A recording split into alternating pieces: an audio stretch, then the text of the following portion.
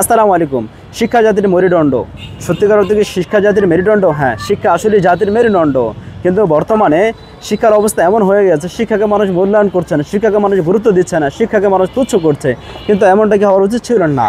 শিক্ষাকে এমনটাই মূল্যায়ন করা উচিত যে শিক্ষার দ্বারা নিজেকে আলোকিত করা, শিক্ষার দ্বারা নিজেকে গর্বিত করা, শিক্ষার দ্বারা নিজেকে সারা দেশে উপস্থাপন করা এবং নিজের গর্বকে শিক্ষার দ্বারা অবশ্যই গুরুত্বপূর্ণ একটা পর্যায়ে নিয়ে যাওয়া। কিন্তু বর্তমানে আমাদের দেশের শিক্ষার অবস্থা খুবই বাজে। এই জন্য বর্তমানে শিক্ষার অবস্থাকে বাজে হওয়ার কারণে বর্তমানে আমরা দেখতেই পাচ্ছি যে এবছর এসএসসি পরীক্ষার রেজাল্টের অবস্থা খুবই বাজে। এই জন্য দেশের গভর্নমেন্টের উচিত অবশ্যই শিক্ষাকে গুরুত্ব দেওয়া এবং শিক্ষাকে গুরুত্ব দিয়ে এমনটাই গুরুত্ব দেওয়া যে প্রত্যেকেই আবার স্বাভাবিকভাবে আগের রূপে ফিরে আসে। কারণ দেখেন, পিছনের শিক্ষা ব্যবস্থা আর বর্তমানের শিক্ষা ব্যবস্থা অনেক ডিফারেন্স। এই জন্য আমি গভর্নমেন্টের কাছে অনুরোধ করব যে শিক্ষা ব্যবস্থাকে অবশ্যই আগের রূপে ফিরিয়ে এনে শিক্ষাকে সঠিক মূল্যায়ন করা। ধন্যবাদ সবাইকে।